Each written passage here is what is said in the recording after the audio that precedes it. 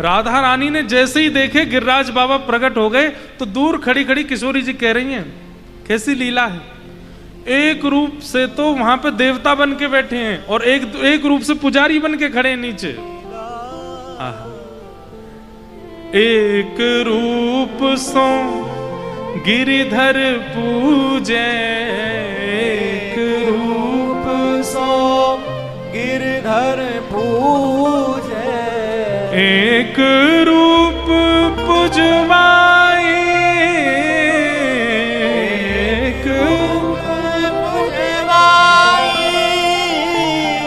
यह लीला सब करत कन्हाई, यह लीला सब करत कन्हाई। और किशोरी जी के नेत्रों में छोटे छोटे प्रेमाश्रु आ रहे हैं। क्यों? ठाकुर जी बोले, अरे गिरिराज बाबा प्रकट है गयो।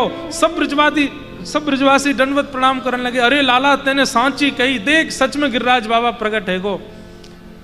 तो ठाकुर जी बोले, इनकी पूजा करेंगे। मैया और नंद बाबा दोनों के हाथ पकड़ के ठाकुर जी ऊपर गिरिराज जी पर लेके गए। सोचो, अपने माता पिता से अपनी पूजा करवा रहे हैं।